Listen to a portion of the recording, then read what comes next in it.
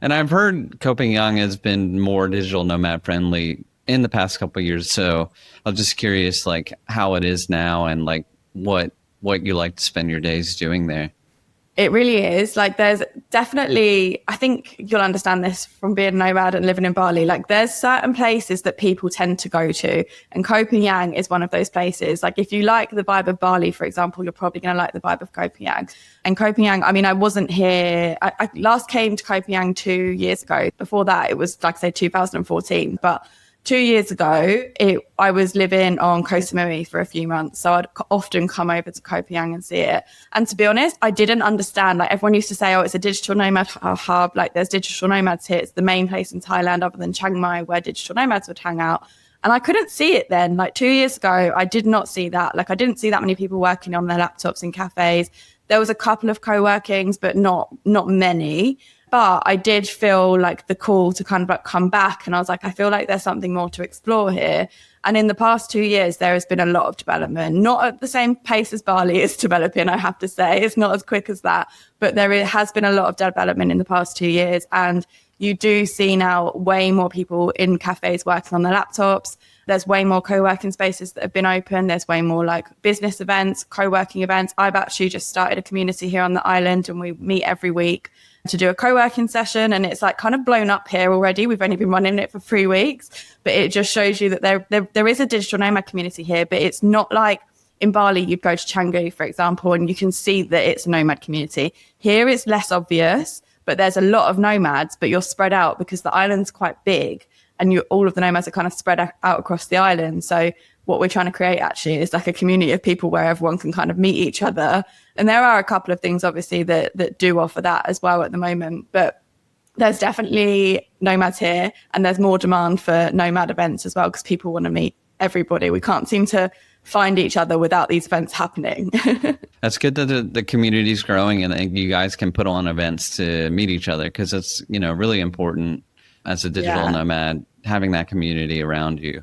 So now that you're in Koh Phangan, how long have you been there? And do you have like a home base still in London or do you go back often? So I no longer have a home base. Like obviously I can go and stay at my parents' house who live in London, but I only go back normally once a year because the UK is not my place. So right now I would say I'm living on Koh Phangan. Like this is my home base. I have this house. I have been traveling. When I left Bali, I was in Bali. I lived in Bali for almost 18 months. And when I left, I've been traveling since. So I've been really, to be honest, burnt out by a lot of like the travel because I was moving very fast. I hadn't really been anywhere longer than 2-3 months at a time.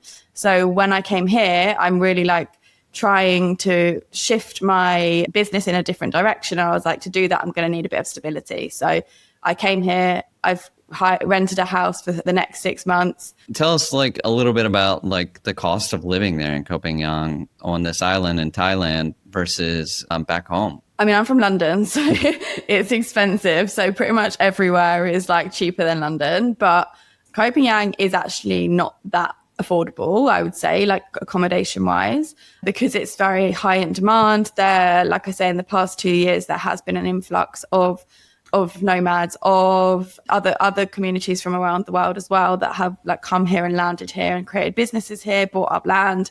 So it's becoming way more expensive. It's not crazy. It's not like if I was going to go back to London and live in London, it's still more affordable, and what you get, the quality of life is still pretty high versus what you're paying. But it's not how like I've met so many people here that was like, oh, I came to Thailand 25 years ago and it was so cheap and I got a bungalow on the beach for €100 a month. And I'm like, yeah, that's not happening now. So I would say like the average rent now is around €700-800 a month if you want a house. So like I have a house, a 1-bedroom house. And like if you want that, I'm paying around €700 a month for that. If you just want like a room in a place, maybe you can pay a bit less, like 500 to 600. But I would say, to be honest, even when I came to Thailand 2 years ago, my average monthly spend on accommodation was around €700 to €800. But then obviously the things that are cheaper are your food and your like living expenses. If you go to the supermarket, like I don't spend much more than about £20 a week on a supermarket shop. I can go and get a huge 5-litre bottle of water for about three, I don't even know what they are, 3 bahts. So it's like nothing, pennies. And then gyms and stuff, compared to Bali, gyms are way cheaper and you get actually more facilities. Like pretty much all of the gyms on Koh Phangan have ice baths, sauna. So you're still getting like a really good high quality, but like the living costs are actually pretty cheap. So I'd say on average, I probably spend about $1,500 a month to live here comfortably. And you probably couldn't even get a flat in London for that, right? Definitely not. No, definitely not. Like the average room rate in London is about £1,000 plus bills. And you're living on an amazing island that has plenty of sunshine and beaches, also something that London doesn't have. So I'm sure that's a big plus. Yeah, exactly. Not as much rain. How do you choose your next destination and like what factors into that as you're like looking forward? I'm probably moving more into my like slow mad era, I would say. I'm not looking to travel as fast. I don't feel the desire to kind of like zoom across the world anymore. Like that's just not what I think is in this chapter for me. I've been doing that for such a long time that I feel like this next chapter is way slower. But what I can kind of see my life doing is like 6 months somewhere, 6 months. And I really know exactly what I want in a location. So I'll generally only go to those locations for long periods of time. Or if I'm going to like one that doesn't fit that criteria, maybe only for like a week or 2 weeks. Because I know that, for example, mountain towns, I like a mountain town, but only for like a week. It's not for me. Like I don't like being inland. I love being by the water. I love the beach. Like if I'm in the mountain town, I actually feel a bit trapped. So for example, going and living in Chiang Mai in Thailand for me wouldn't really work out. Like I could maybe go there for a couple of weeks, but I wouldn't be able to stay there for an extended period of time. And I know that from experience of like having gone there and tried it. So for me, it has to have a beach. It has to have like good healthy food options. It has to have good gyms, preferably ones with like recovery areas. I really enjoy that. And some kind of like yoga or spiritual community. Not that I'm not like crazy spiritual, but I do like to tap into those every now and again. And I'm a big yogi. So as long as it's got yoga, some kind of like wellness vibe around it, then generally I'm pretty happy there. And palm trees. I love a good palm tree.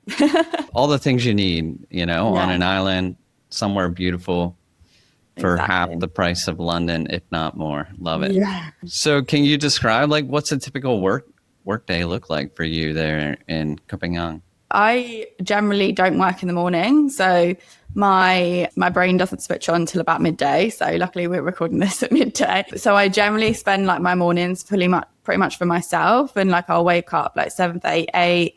I spend the first hour of my day doing like, I don't look at my phone. I will do my little routine, which is a little bit of journaling, a meditation. Usually I pull some like tarot cards, for example.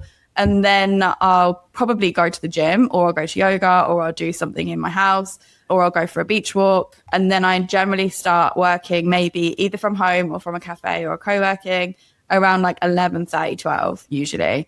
And then I'll work all the way through till sunset. And then at sunset, I'll take a little break, go for dinner, for a walk with my podcast. If I have plans that night, I might not go back to work. Or if I don't have plans, then I'll do another like 2-3 hours in the evening and then kind of like go to bed around 10, 11 p.m. Try to, usually later, but try to aim for that. So it's quite chill. I probably work like 6 hours a day, maybe, but like try to keep those 6 hours like focused, and that varies day to day. So some days I might have to work longer because I want to take another day off, for example. So it just really fluctuates for me because I'm in control of my own time. So it's pretty nice. That sounds like a good day. And like slow mornings, I think are really like something that not a lot of people get, right? You know, usually everyone's launched straight into like coffee, their phone, and like running out the door to go to work. So it's a luxury that I enjoy as well. And I try not to work before like 11 a.m. as much as possible. Sometimes I do have early morning meetings or early morning podcasts, recordings, and you just can't do much about that because you're dealing with people in other time zones. But yeah, I really like that you get the time to have your mornings to yourself, and like your schedule works around you build it around what you want to do, like your energy. Definitely. Like it's taken me quite a long time to get to that because obviously I went from London where I was working like full pace, like so busy, hustle culture, and then moved to an island. And it's like, okay, that doesn't work. Like you can't work in that same way when you move to Bali or Koh Phangan, wherever. It doesn't work out because you actually end up burning yourself out and resenting the fact that you're here and you can't go and enjoy it. So what I learned to do was shift my business in the direction that works more for my lifestyle rather than in the way that traditional business works. Like I don't believe that works for everybody. And if I look back at my whole life, to be honest, from school into my corporate career, mornings were so hard for me. Like when I was at school, my mum would have to drag me out of bed to get me to school. When I had my alarm going off at 6:50 to get up and go for my job at Burberry because I had an hour commute every day. Like I was miserable. I got to work. I was so moody.